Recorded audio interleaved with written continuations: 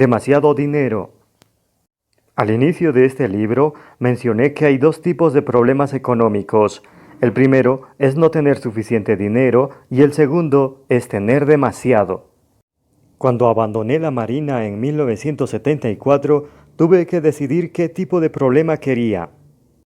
Si quería el problema de no tener suficiente dinero, podía tomar el empleo en la Standard Oil o en alguna aerolínea.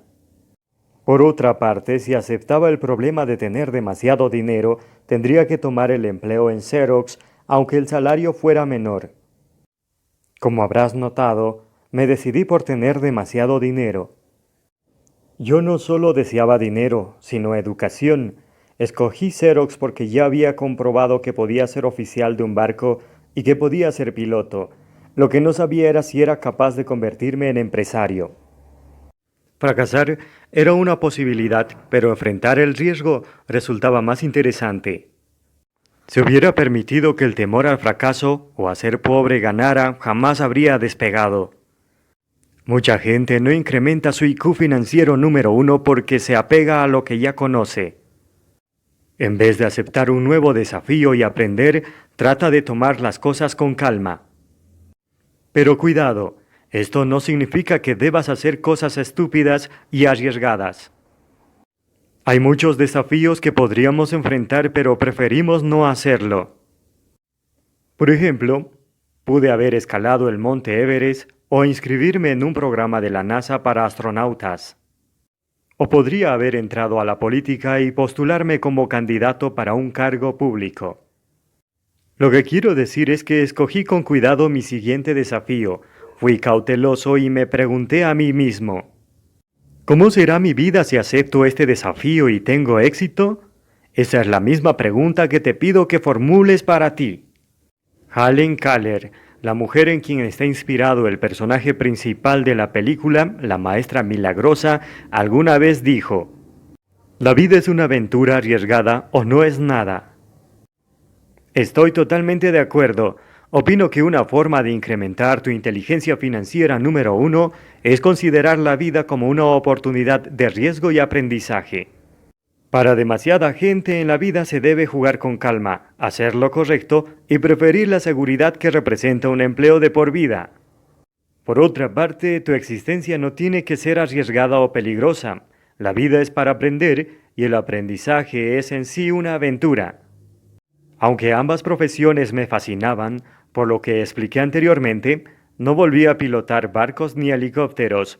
Era tiempo para una nueva aventura, un nuevo problema. Verás, parece que nuestro obsoleto sistema educativo define la inteligencia como un proceso de memorización de respuestas viejas para poder evitar errores. Pero la verdadera inteligencia radica en aprender a resolver nuestros problemas para poder enfrentar mayores desafíos. La verdadera inteligencia tiene que ver con el gusto de aprender y no con el miedo a fracasar. Producir más dinero. Si juntamos los diagramas de nuestro estado financiero y del cuadrante del flujo de dinero, podremos observar con claridad nuestras opciones para el IQ financiero número 1, producir más dinero. En este diagrama se explica cómo trabajan los E y los A para obtener dinero. Normalmente reciben un sueldo de manera regular, trabajan por comisión o por hora. Los D y los I trabajan para obtener dos tipos de activos, los que producen un flujo de efectivo o los que aumentan su valor con el tiempo. Una de las razones por las que ahora gano más dinero que mis compañeros que navegan barcos o pilotean aviones es que ellos aceptaron trabajar a cambio de un cheque, en tanto que yo, como empresario, preferí construir activos y como inversionista preferí adquirirlos. Esto significa que cuando los E y A revisan su estado financiero, se enfocan en la columna del ingreso, en tanto que los D e I lo hacen en la columna de activos. Es muy difícil explicar a un E o un A que un D y un I no trabajan a cambio de dinero. Técnicamente, D e I trabajan sin paga, lo cual es un concepto difícil de entender. Los E y A laboran para obtener un salario y de hecho se les debe pagar antes de trabajar. Trabajar sin ser remunerados, posiblemente por años, no es parte de su estructura emocional o profesional. A veces pueden ser voluntarios en actividades caritativas o trabajar pro bono para causas nobles, pero cuando se trata de su ingreso personal, solo lo hacen a cambio de dinero. Como regla general, no se empeñan en construir o adquirir activos. En términos contables, los E y A trabajan por un ingreso que ya ganaron y los D e I por un ingreso pasivo o de portafolio. En el siguiente capítulo, que trata del IQ financiero número 2, proteger tu dinero, descubrirás por qué el tipo de ingreso de una persona representa la gran diferencia económica. El ingreso ya ganado es el más difícil de proteger de los depredadores financieros. Por eso, trabajar a cambio de un ingreso de este tipo no representa una acción inteligente en términos económicos. Muchos autoempleados no poseen un negocio propio, solamente cuentan con su empleo. Lo anterior significa que si el autoempleado deja de trabajar, su ingreso cesará o decrecerá. Por definición, un empleo no es un activo. Los activos ponen dinero en tu bolsillo, trabajes o no. Si quieres saber más sobre las diferencias entre los cuadrantes E y A, D e I, anímate a leer mi segundo libro de la serie Padre Rico, El cuadrante del flujo de dinero. ¿Por qué los ricos se vuelven más ricos? Cuando observes el diagrama siguiente, te será fácil comprender por qué los ricos se vuelven cada vez más ricos. La clase media y pobre batallan demasiado porque laboran a cambio de dinero y de un cheque periódico. Al trabajar por dinero, invariablemente te ves forzado a trabajar más duro y por más tiempo, o a cobrar más para obtener mayores recursos. Trabajar más duro y por más tiempo es físicamente imposible, porque todos tenemos una cantidad limitada de tiempo y energía. Una de las razones por las que muchos ricos se vuelven más ricos es que continúan trabajando, año tras año, en la construcción y adquisición de activos. Acumular más activos no implica trabajar más duro o por más tiempo. De hecho, cuanto más alto es el IQ financiero de una persona, los activos que adquieres son mayores y mejores, sin necesidad de trabajar más. Como puedes ver, los activos arrojan ingresos pasivos y de esa forma producen dinero para los ricos. Cada año, Kim y yo establecemos una meta sobre la cantidad de nuevos activos que deseamos obtener, pero nuestro objetivo no es ganar más dinero. En 1989, cuando Kim invirtió en bienes raíces por primera vez, su objetivo era adquirir 20 propiedades residenciales en 10 años. En aquel entonces parecía una tarea imposible. Comenzó con una casa de 2 habitaciones y un baño en Portland, Oregón, y tan solo 18 meses después, no 10 años, rebasó su objetivo. Cuando adquirió las 20 propiedades, las vendió y recibió ganancias por $1 millón, con lo que compró residencias más grandes, de mejor calidad y libres de impuestos en Phoenix, Arizona. Su objetivo personal para 2007 consistió en añadir a su portafolio 500 unidades para renta, pero tan solo ahora cuenta con más de 1,000 unidades que le proveen mensualmente un ingreso pasivo. Permíteme explicar que el ingreso pasivo es aquel sobre el que se graban menos impuestos. Kim gana más dinero que la mayoría de los hombres y todo eso lo ha logrado como empresaria del cuadrante I. Mi objetivo ahora es incrementar la cantidad de dinero que proviene de activos como negocios y artículos específicos. Por ejemplo, he invertido fuertemente en compañías de oro y plata. Por otra parte, como empresario de la educación, cada vez que escribo un libro, recibo ingresos en forma de regalías de aproximadamente 50 editoriales en diferentes partes del mundo durante años. También estoy implementando en el rubro educativo un sistema de franquicias para la distribución. Cuando estuve en el negocio de las carteras de Rock and Roll, aprendí que es mejor ser quien otorga una licencia que ser quien la solicita. Además, aunque me encantan los bienes raíces, como buen empresario del cuadrante D, me divierto mucho más cuando tengo proyectos de negocios. No mencioné todo lo anterior para impresionarte. De hecho, todavía no estoy muy seguro de que al revelar datos sobre nuestra fortuna y la forma en que la hicimos sea una buena idea. Hay quienes resienten que otros ganen dinero. En el siguiente capítulo hablaremos de los depredadores financieros y sabrás por qué es peligroso que la gente sepa que eres rico. Pero ahora estoy revelando la información sobre lo que hacemos y la forma en que trabajamos porque Kim y yo tenemos un compromiso con tu educación económica y porque deseamos incrementar tu IQ financiero. Uno de los mayores problemas de la educación financiera es que la mayoría de la gente que la vende o la comparte proviene de los cuadrantes E y A. Son empleados o autoempleados, y la mayoría no son ricos. Muchos de ellos son reporteros que escriben sobre dinero pero tienen poco, o son vendedores que trabajan como corredores de acciones o de bienes raíces. Muchos de estos expertos financieros tienen lo mismo que otras personas que provienen de los cuadrantes E y A, recursos ordinarios como lo son los planes de retiro que incluyen acciones, bonos y fondos de inversión. Cuentan con que la bolsa de valores les ayudará a sobrevivir, pero si se da el caso de que ocurra una crisis masiva de la bolsa durante su retiro, estarán perdidos. También tendrás dificultades si el valor adquisitivo del dólar continúa cayendo y si la inflación aumenta. En resumen, muchos expertos financieros ofrecen sus consejos sin saber si sus planes para el retiro funcionarán, porque si realmente funcionaran, ellos ya se habrían retirado. Kim y yo sabemos que nuestro plan de retiro funciona porque mensualmente contamos con ingreso pasivo, producto de nuestros activos. No dejamos nuestro dinero estacionado en ahorros, bonos o fondos de inversión. Si nos fuera muy mal, lo cual siempre es posible, nuestro verdadero activo sería el IQ financiero. Siempre podemos comenzar de nuevo porque nos enfocamos más en aprender que en ganar. Aprendimos a manejar nuestro dinero y a no entregarlo a algún E o A. Como mi padre rico decía, el hecho de invertir o ser autoempleado no te convierte en un inversionista o en propietario de un negocio. En resumen, en el siguiente diagrama se encuentra el secreto para ganar más dinero. Para adquirir riqueza debes hacerte a la idea de que los problemas nunca desaparecerán. En cuanto encuentres la solución de uno, seguramente surgirá otro. La clave es comprender que lo que enriquece es el proceso implícito en idear soluciones. En cuanto comiences a resolver no solo tus problemas, sino los de otros también, únicamente el cielo será el límite. La gente puede pagarte dinero para que le soluciones problemas.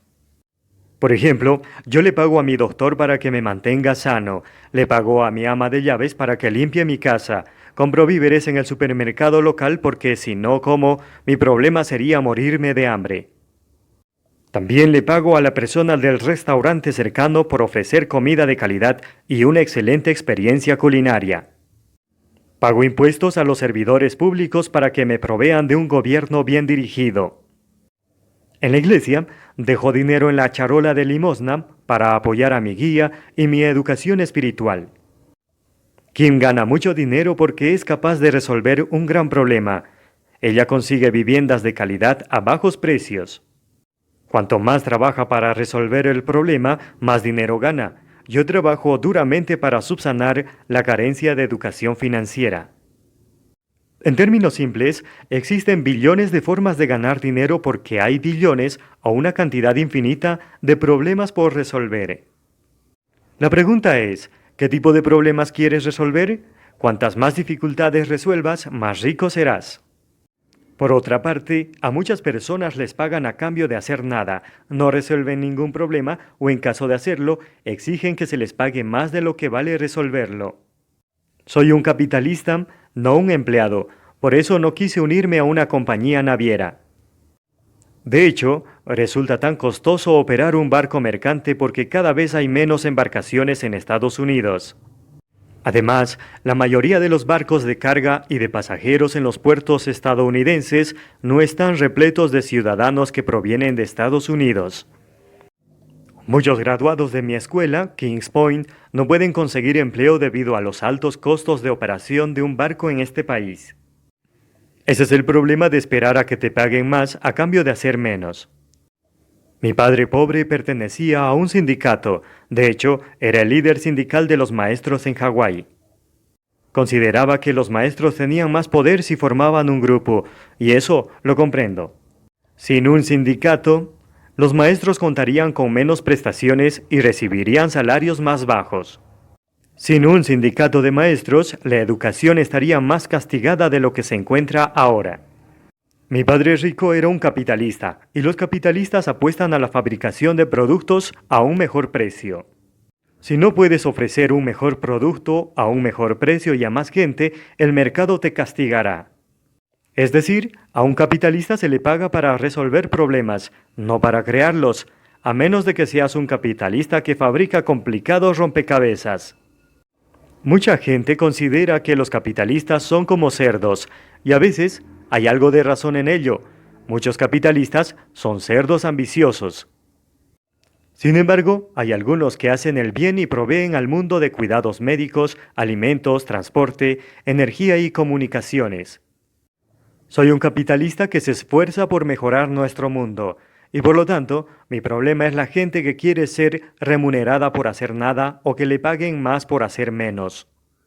Personalmente creo que una persona que quiere que le paguen más por hacer menos o nada, también es un cerdo capitalista.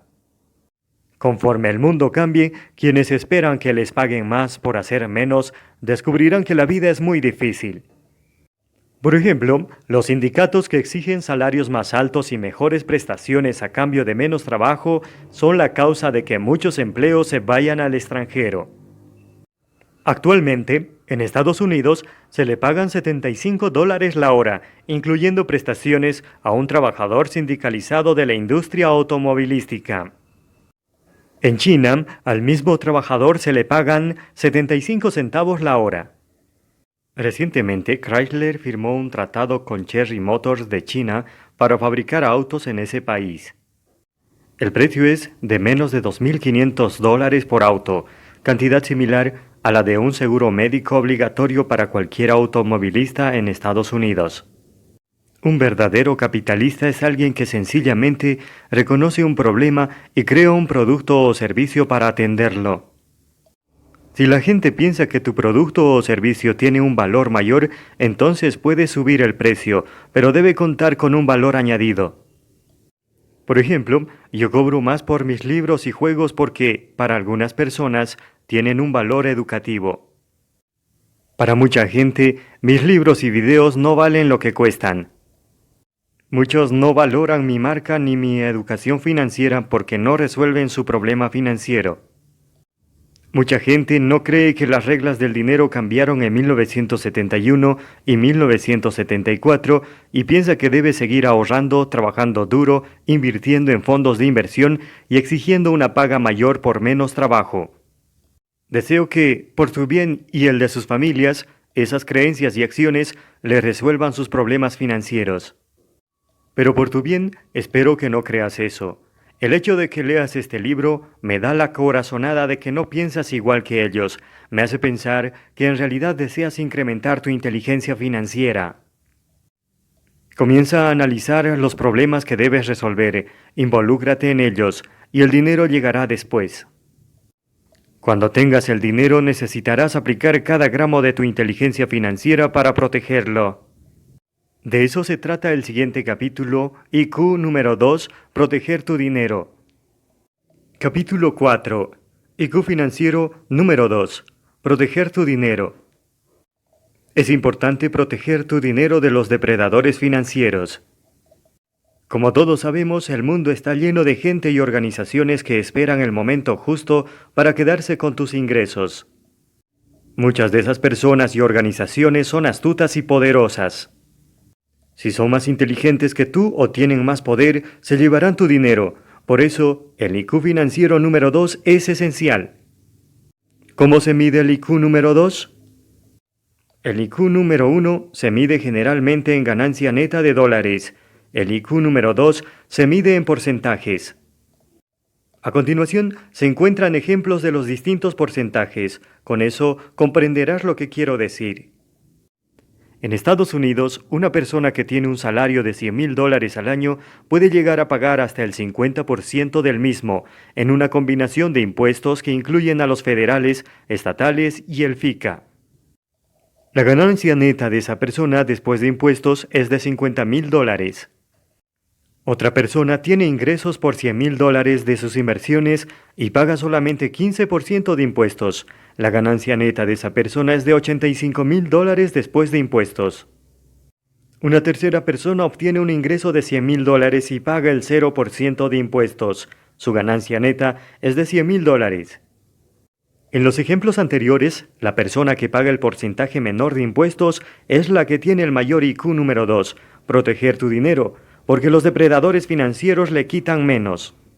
En capítulos posteriores explicaré cómo ganar mucho dinero y evitar los impuestos de manera legal. Pero por lo pronto, piensa que el IQ financiero número 2 mide el porcentaje de ingresos que una persona conserva contra el porcentaje que se llevan los depredadores. Conejos, corderos y cuervos. Las lecciones que nos dio mi padre rico a su hijo y a mí sobre cómo proteger el dinero de los depredadores financieros comenzaron a una edad muy temprana, antes de que tuviéramos dinero. Como éramos pequeños, para explicarnos usó un ejemplo muy sencillo sobre la vida de los granjeros.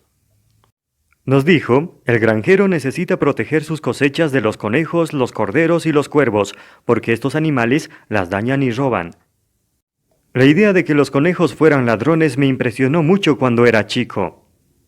Los conejos, al igual que los corderos, son bonitos y pachoncitos. En realidad, en aquel entonces me parecían inofensivos. Había visto corderos en el zoológico y asimilar que podrían ser ladrones era un concepto difícil para mí.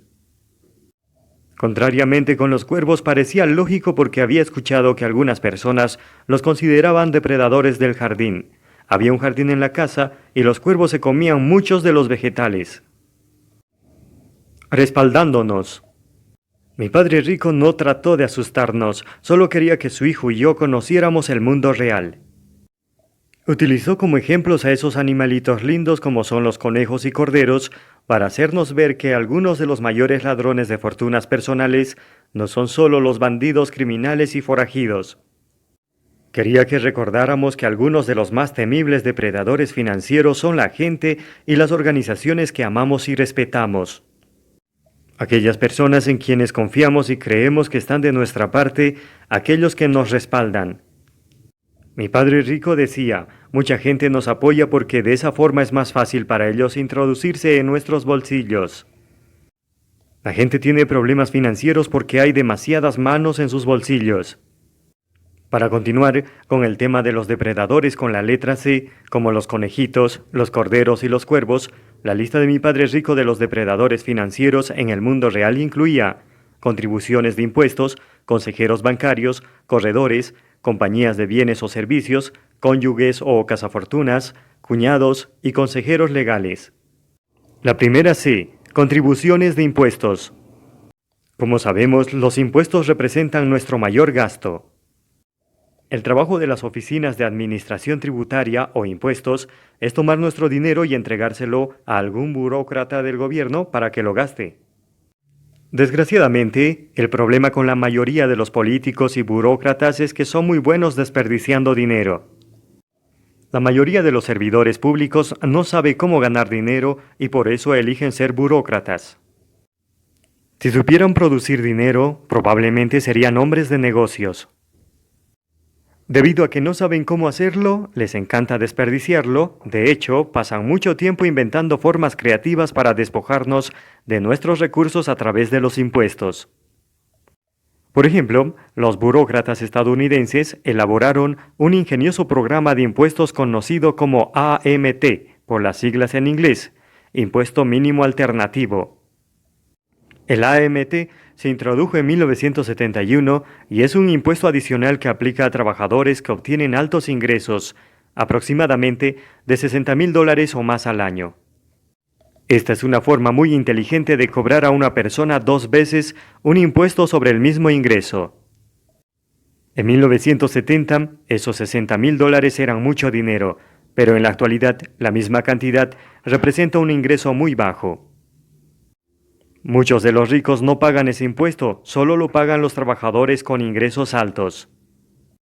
Como sabes, todos pagamos impuestos sobre nuestros ingresos, inversiones, casas, autos, gasolina, viajes, ropa, comidas, bebidas alcohólicas, cigarros, negocios, educación, permisos, licencias o fallecimiento, y la lista es interminable. De hecho, pagamos impuestos sobre impuestos y ni siquiera estamos enterados de eso. El gobierno nos vende la idea de que esos impuestos son buenos para la sociedad, pero, aunque algunos sí son benéficos, los problemas sociales solo aumentan porque los burócratas no saben cómo mitigarlos y, como consecuencia, no saben cómo ganar dinero. Los burócratas solo tratan de solucionar los problemas con más dinero. Cuando una cantidad mayor no soluciona la dificultad, elaboran nuevos impuestos con nombres ingeniosos. Dado que el problema solo se intensifica, el porcentaje que gastamos en impuestos siempre sube. De la misma forma en que sumar ingresos enriquece, sumar impuestos empobrece. Es por eso que el IQ financiero número 2 es tan importante. No puedes hacerte rico si los depredadores financieros te despojan de todo el dinero que ganas.